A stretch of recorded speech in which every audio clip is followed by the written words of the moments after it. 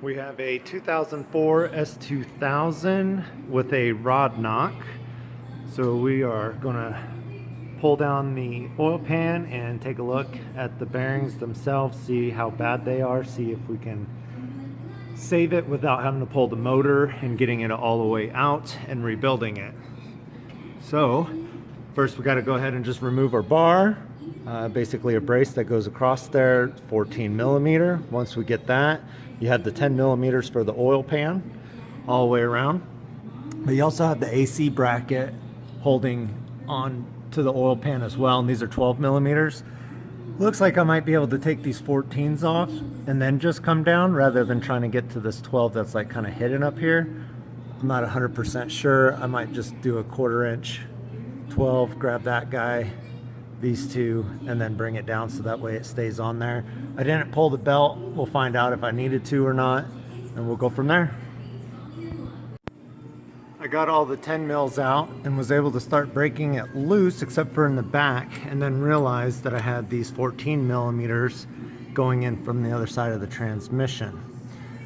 I also found out that I was not going to be able to get the top 2 bolts broke loose because of the angles that it is at.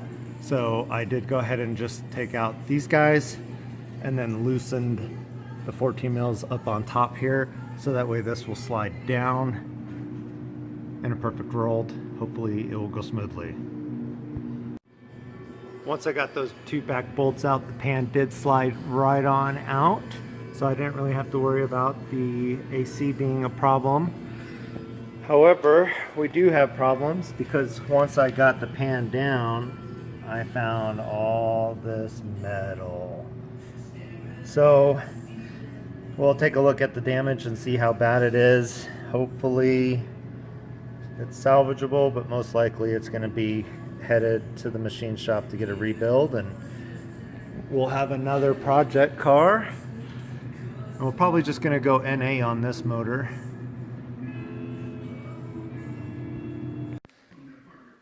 So these are real thin shavings, and so once I got all the bearings removed, I found that the culprit was bearing number 2, cylinder 2. So I mean, you can kind of see like how scarred up that one is compared to cylinder 1. Where am I at? Yep. Cylinder 3 and cylinder 4 still have like a nice shine to them. But cylinder number 2 is like all marred up. So once I got those actually taken out, it was very evident that cylinder 2 was the problem, because they look just totally trashed, thinned out. I mean, it's like paper thin, and you can see it has like this ridge. All the other ones, you know, this one started to see some wear, but they're not as bad, and they don't have the cupping motion that you can see here where it was just hammered out.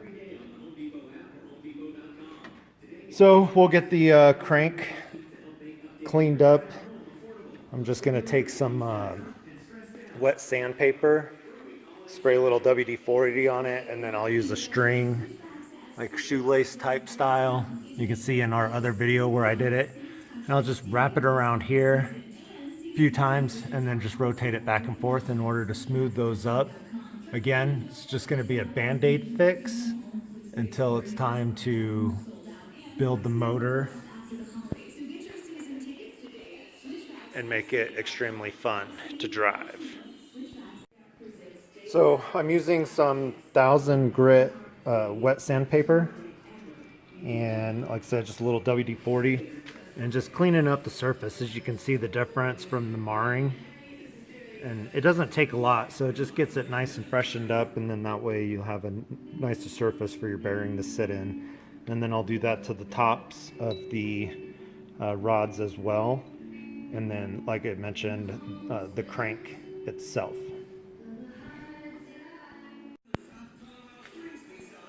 Cylinder 1 is a total pain in the butt if you don't remove the oil pump.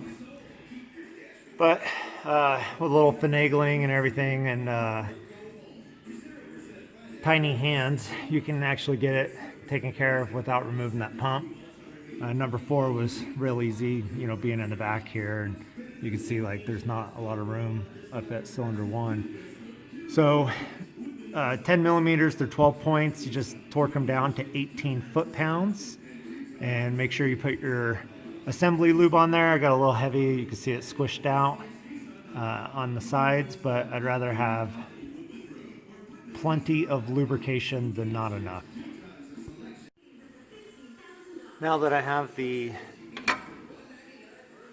all the rod caps back on there and torqued down to 18 foot-pounds, I turned the motor over a couple times just so that way it would lube up the crank. One of the things that I then checked was any kind of looseness that was going to be on the rods. So when I originally brought it down, I checked them and they had like a little bit of give, which was expected, especially on the cylinder 2. That was the main culprit, but now they're all nice and tight and a happy pappy. So I'm going to go ahead and throw the shield back on there after cleaning it up, and then I'll clean out the oil pan. It's just RTV or Honda Bond for a gasket, so I'll clean that surface all up and then go ahead and get a layer on there, and then I'll tighten them, the 10 millimeters, all back down to spec, and we'll let it dry overnight and then do a test fire tomorrow. I ended up using Permatex Right Stuff. It's supposed to have a faster drying time, so I just did bead all the way around, did the insides of the bolt holes so that way it would seal. It looks like that once you put it on, you do your typical back and forth and then crossways all the way around, and they want an 8.7 foot-pound for torque. So I'm going to go ahead and get this slapped on there and let it dry.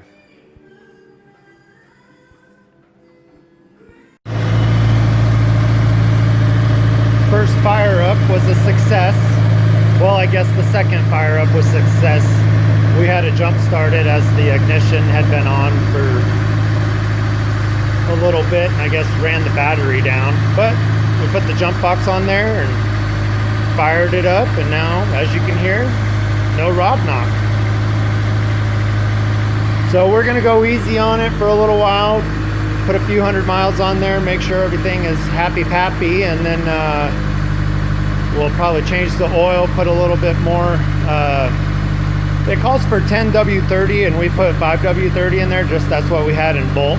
So we'll get some 10W30, we'll drive it after a while, drain it, and then go ahead and fill it up with the 1030.